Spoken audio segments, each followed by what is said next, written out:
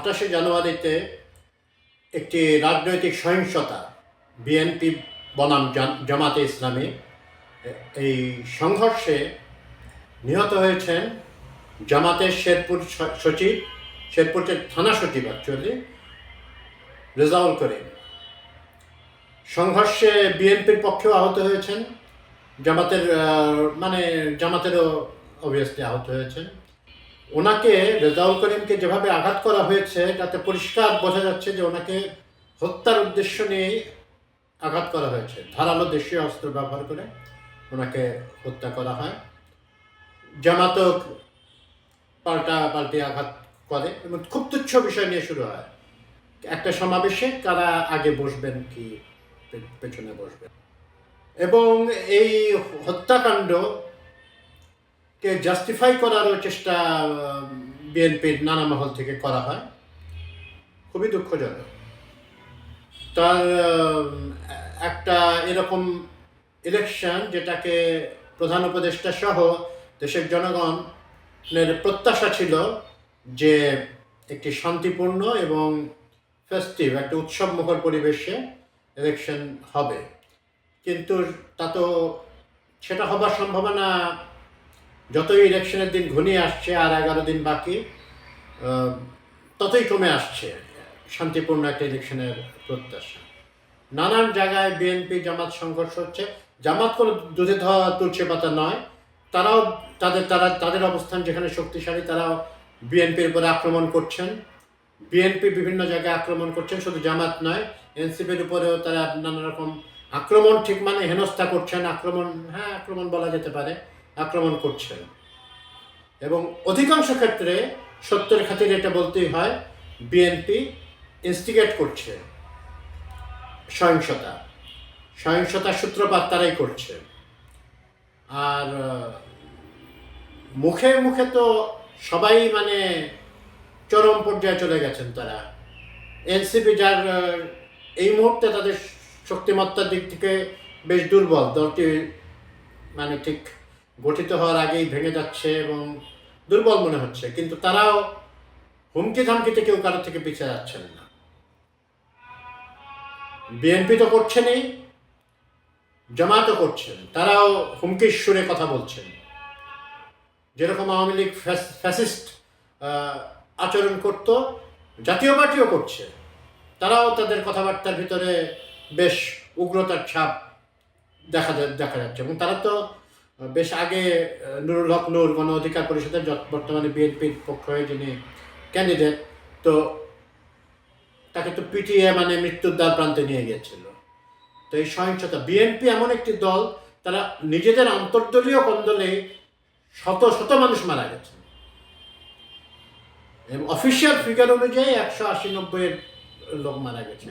Unofficial ফিগারে কত, এই মাসেও গুলিবিদ্ধ হয়ে মারা গেছেন বেশ কয়েকজন বিএনপি কর্মী, যারা নেতাকর্মী, যারা অন্তর্ঘাত এবং মোট কথা এখানে একটা রাজনৈতিক উত্তাপ ছড়াচ্ছে। এটা তো ছড়াবেই, এটা বিভিন্ন রকমের কথাবার্তার ভিতরে, বিভিন্ন ধরনের ডিবেটের ভিতরে একে অপর কাকে ভোট দেওয়া উচিত, এরকম কথাবার্তা তো হবে।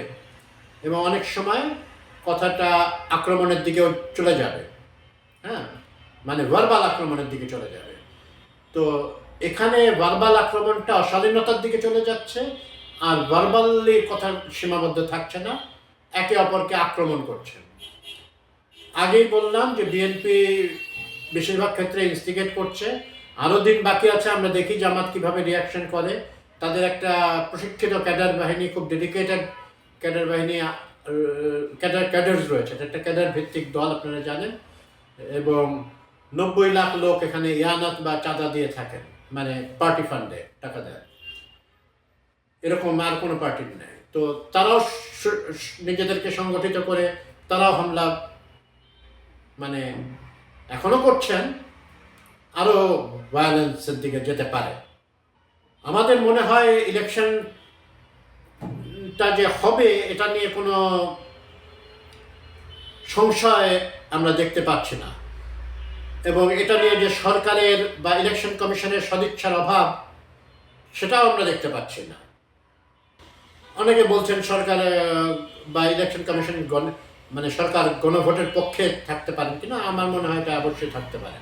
ইতিহাসে বিভিন্ন নিদর্শনে এটাই সাক্ষ্য দেয়। এবং সরকারের যাদের সাথে আমার কথাবার্তা হয়েছে বা আমরা যা জানতে পেরেছি, তাতে আমাদের মনে হয় যে সরকার নির্বাচনটি হয়ে যাক এ বিষয়ে তাদের ইন্টেনশনে কোনো, আমি নিয়তে তাদের কোনো ঘাটতি লক্ষ্য করছি না, কিন্তু তাদের সক্ষমতায় ঘাটতি আছে। সরকারি বিভিন্ন যে অর্গানসগুলো, যেমন এই রেজাউল করিম যেখানে নিহত হলেন, সেখানে পুলিশ আরেকটু তৎপর হলে, বা এখন তো সেনাবাহিনীও আছে মাঠে, এখন না 1.5-2 বছর ধরে আছে, তাদের মানে বছরের অধিক সময় ধরে তারা আছেন, তো তারা আরো তৎপর হলে এটি এড়ানো যেতে পারত। তারা তৎপর হন নাই। এবং এবং পুলিশের ভেতরে এখনো যে ফ্যাসিস্ট উত্তরাধিকারটা তারা বহন করছেন, সেখান থেকে বেরিয়ে আসতে তারা পারছেন না। তারা অনেক অনাকাঙ্ক্ষিত ঘটনা পুলিশের তৎপরতায় বা সেনাবাহিনীর তৎপরতায় বা অন্যান্য আইন শৃঙ্খলা বাহিনীর তৎপরতায় এড়ানো সম্ভব ছিল, সেটা হয় না। এবং সরকারের বিভিন্ন যে ইন্টেলিজেন্স এজেন্সিস রয়েছে, তারাও তাদের দায়িত্বগুলো ঠিকমতো পালন করতে পারেন না। এবং সরকারের কাজটাকেও রাজনৈতিক দলগুলো কঠিন থেকে কঠিনতর করে তুলছে। এক তো আছেই, তারা প্রথম থেকে বিভিন্ন রকমের আন্দোলন, অবরোধ ইত্যাদি তারা করেই চলেছে, এখনো করে চলেছে। এবং সরকারের মানে সব রকম স্টেপের বিরুদ্ধে তারা প্রতিবাদ প্রতিরোধ করে তুলছেন। পান থেকে চুন খসলে তাদের গায়ে জ্বালা ধরে উঠছে এবং তারা রাস্তায় নেমে পড়ছেন, তাদের কর্মী বাহিনীকে লেলিয়ে দিচ্ছেন। তো এটা দায়টা, যে সংঘাত সহিংসতার দায়টা রাজনীতিবিদদেরকে নিতে হবে, রাজনৈতিক দলগুলোকে নিতে হবে। গভর্নমেন্ট ম্যানেজ করতে যতটুকু পারা উচিত, আদর্শ অবস্থায় যতটুকু পারা উচিত ততটুকু তারা পারে নাই নিঃসন্দেহে, বা তাদের সক্ষমতা নিয়ে আমাদের সন্দেহ তোলার যথেষ্ট কারণ রয়েছে। কিন্তু যদি পলিটিক্যাল উইলটা না থাকে, তাহলে গভর্নমেন্ট হাজারো চেষ্টা করেও বাংলাদেশের মতো দেশে, যেখানে police to or law enforcers to জনগণের যে রেশিওটা, সেটা এতই লপসাইডেড যে সরকার রাজনৈতিক দলগুলোর সদিচ্ছা ছাড়া, পলিটিক্যাল উইল ছাড়া সরকারের পক্ষে, একার পক্ষে সম্ভব নয়। কথাগুলো অপ্রিয় মনে হতে পারে অনেকের কাছে, বা এখন তো সবাই বিভিন্ন রকমের ট্যাগ দিতে থাকেন যে সরকারের পক্ষে, সরকার ইউনুসের করা হচ্ছে, লেজুরবৃত্তি করা হচ্ছে এখানে। সেটা নয়। আমরা চেষ্টা করছি যে বাস্তবতাটা তুলে ধরার চেষ্টা করছি। বাস্তবতা তাই বলছে যে আমাদের রাজনৈতিক দলগুলোর ভিতরে, তার যে শক্তিশালী থেকে দুর্বল দল যারই হোক, তারা মানে ভায়োলেন্স কমানোর বা একটা শান্তিপূর্ণ সমাধান হতে পারে যে ঘটনার, সেটাকে চরমে নিয়ে যাওয়ার ব্যাপারে উৎসাহী, আগ্রহী তারা। এবং যেই দলগুলো অপেক্ষাকৃত দুর্বল, তারাও যদি শক্তিশালী হতো, তারাও মনে হয় একই কাজ করত। এত বড় একটা ঘটনা ঘটে গেল, যে জুলাই রেভলিউশন ঘটে গেল বা গণ অভ্যুত্থান ঘটে গেল, তার থেকে রাজনৈতিক দলগুলো যে খুব একটা শিক্ষা গ্রহণ করেছেন তা তো মনে হচ্ছে না। নাহলে আমরা কদর্য ভাষায় একে অপরকে আক্রমণ করা হচ্ছে, এটা তো দেখতাম না। যে 2-4টি কথার জন্য হাসিনা কিন্তু সাফার করতে হয়েছিল, তাকে পালিয়ে যেতে হয়েছিল দেশ থেকে। ওই রাজাকারটা না বললে হয়তো তাকে যেতেই হতো এক সময়, বা তার পতন অনিবার্য ছিল। কিন্তু এত দ্রুত এবং এত অসম্মানজনকভাবে, শোচনীয়ভাবে তার পতনটা হয়তো হতো না। কিন্তু তার থেকে আমাদের রাজনৈতিক দলগুলো সেই পুরনো বন্দোবস্তের রাজনীতিতেই মেতে রয়েছে। তাদের কোনো রকম শিক্ষা হয়েছে বলে মনে হয় না, বা হয়ে থাকলেও সেটা খুব সুস্পষ্টভাবে এক্সপ্রেস হচ্ছে না। যদি কারো কারো শিক্ষা হয়ে থাকেন, তারাও দলের ভিতরে মার্জিনালাইজড হয়ে যাচ্ছে। একদিকে বিএনপি, আরেকদিকে জামাত। কিন্তু যদিও জামাতের ভোট বেড়েছে আগের তুলনায়, কিন্তু বিএনপি এখনো বড় দল। কিন্তু বড় দলের যে কনফিডেন্স থাকা উচিত, যে ধরনের তাদের কর্মী বাহিনীর প্রতি নির্দেশনা দেওয়া উচিত, সেগুলো বিএনপি করতে পারছে না। তারা এক ধরনের ভীতসন্ত্রস্ত আচরণ করছে। ভীতসন্ত্রস্ত থেকেই তারা ল্যাশ আউট করছে। সামান্য ইস্যু নিয়ে তারা ল্যাশ আউট করছে বিপক্ষের প্রতি। তাদের বারবার যেন তাদের বাহুবলের প্রমাণ দিতে হবে, এরকম একটা তাদের আচার আচরণ, বডি ল্যাঙ্গুয়েজ এখানে মনে হচ্ছে। ঢাকা শহরে আমরা দেখেছি এনসিপির, যেখানে মির্জা আব্বাসের একটা স্ট্রং হোল্ড, যেখানে বিএনপির একটা স্ট্রং হোল্ড এই শাহজাহানপুর এলাকা, এইসব জায়গায়ও তারা অপেক্ষাকৃত দুর্বল প্রতিদ্বন্দ্বীকে সামান্যতম স্পেস দিতে রাজি নন। কথায় কথায় বেয়াদব, মানে কি এটা কি জমিদারতন্ত্র যে আপনি বেয়াদব শব্দটা এখানে উচ্চারণ করা হচ্ছে বারবার? এর মধ্যে কিছু ভালো খবরও আছে যে কয়েকটি জায়গায় আমরা দেখেছি বিএনপি জামাতের প্রার্থীরা একসাথে বেশ সৌহার্দ্যপূর্ণ সম্পর্ক দেখিয়েছেন, এবং it makes for very good visuals. তো কিন্তু এরকম ঘটনা, এরকম সৌহার্দ্যপূর্ণ সম্পর্ক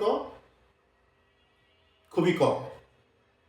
এগুলো মানে খুব বলার মতো তেমন কিছু না, বাট স্টিল এইগুলোকে প্রশংসা করতে হয়। এটাই তো হওয়া উচিত। আমাদের যে নতুন রাজনৈতিক আমরা যেটা চিন্তা করি, সেখানে তো এরকমই হওয়া উচিত যে আমাদের রাজনৈতিক দলের ভিতরে মতপার্থক্য থাকবে, বিভিন্ন মতবাদ নিয়ে নানা রকম বিভিন্ন আইডিওলজি ফ্লারিশ করবে। ওই মাও সেতুং বলেছিল না যে 100 flowers bloom or 1000 flowers bloom। তো এরকমই শত ফুল ফুটতে দিতে হবে।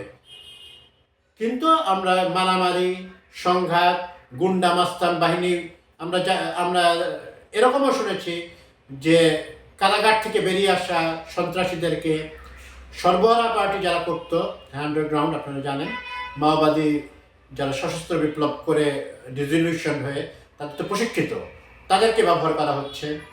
এবং ইসলামিক দলগুলো ভেতরেও অসহিষ্ণু আচরণ দেখা যাচ্ছে। তবে সবচেয়ে যেটা, মানে হত্যার উপরে তো আর কিছু নাই, তারপরেও অত্যন্ত দৃষ্টিকটু যে ব্যাপারগুলো হচ্ছে, যে দুই পক্ষের বিরুদ্ধে অভিযোগ আছে, বিএনপির বিরুদ্ধে বেশি আছে অভিযোগটা। বিএনপি বড় দল, তাদেরকে বেশিটা নিতে হবে। হ্যাঁ, ফলবান বৃক্ষেই মানুষ ঢিল ছুড়ে বেশি, তো তাদেরকে নিতে হবে দায়িত্ব একটা।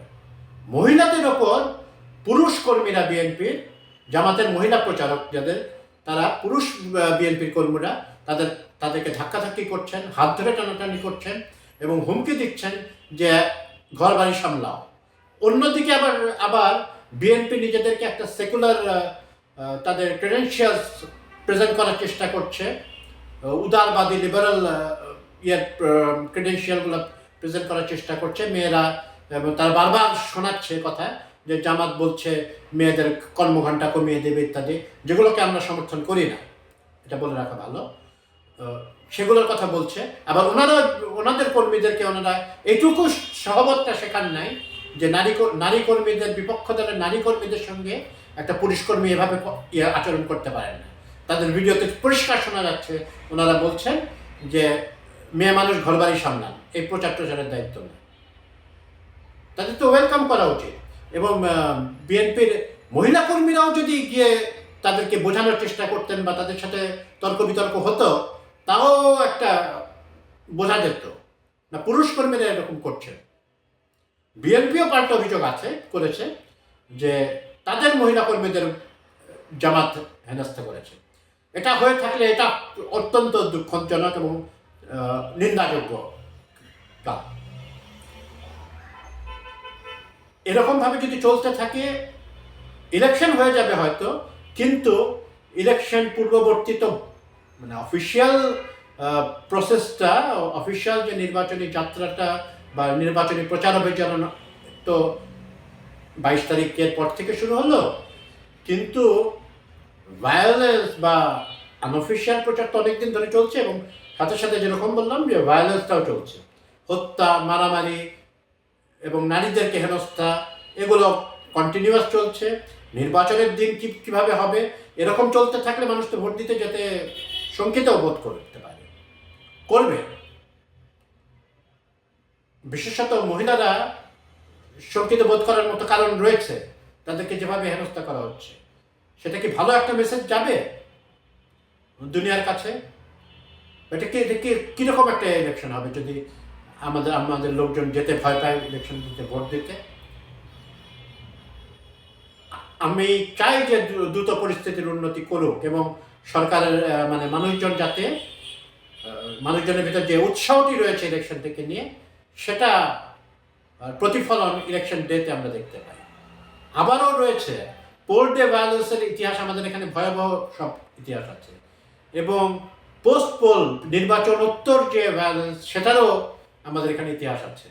তো এগুলো আমি জানি না এটা কিভাবে কি হবে, মানে আমি আশঙ্কা করছি যে এখানেও পোল ডেতে ভায়োলেন্স হওয়ার সম্ভাবনা রয়েছে এবং পোস্ট পোল ভায়োলেন্সের সম্ভাবনা রয়েছে। আমি সরকারের প্রতি আহ্বান জানাচ্ছি যে তাদের সর্বোচ্চ শক্তি দিয়ে তারা এটা ভায়োলেন্সটাকে আটকানোর চেষ্টা করুক, এবং কোনো দলকে ফেভার করছেন এরকম যদি মনে হয়। আমাদের আমলাতন্ত্রের বিরুদ্ধে অভিযোগ রয়েছে, ব্যুরোক্র্যাটদের বিরুদ্ধে অলরেডি অভিযোগ করা হচ্ছে যে ওনারা যে দলের বিজয়ের সম্ভাবনা বেশি দেখছেন তাদের প্রতি তারা এক ধরনের নমনীয় এবং লেজুরবৃত্তিমূলক আচরণ তারা করছে। এটা করতে দেওয়া যাবে না। গভর্নমেন্টের একটা সলিড নিরপেক্ষ অবস্থানে থাকতে হবে। তাদের পক্ষে সব সম্ভব না, এটা বলে নিয়েছে আগে, হ্যাঁ, পলিটিক্যাল পার্টিগুলোর কোঅপারেশন ছাড়া, কিন্তু তাদেরকে তাদের সর্বোচ্চ ক্ষমতা দেখাতে হবে এবং সর্বোচ্চ মানে তাদের যে ফোর্সটা সেটা এক্সারসাইজ করতে হবে। এবং জানি না এটা কোনো ফল দেয় কি না, কিন্তু সরকারি মানে রাজনৈতিক দলগুলোকে তাদের কর্মী বাহিনীকে সংযত করতে হবে, তাদের পলিটিক্যাল উইল দেখাতে হবে যে তারা উস্কানিমূলক বক্তব্য বড় বড় নেতারা দেওয়া বন্ধ করলেই অনেকটা কমে আসবে, এবং তারা মাঠ পর্যায়ের কর্মীদেরকেও তারা নির্দেশনা দেবেন যাতে একটা সুষ্ঠু নির্বাচন হয়ে যায়। সেটা সবার জন্যই ভালো, দেশের জন্যও ভালো।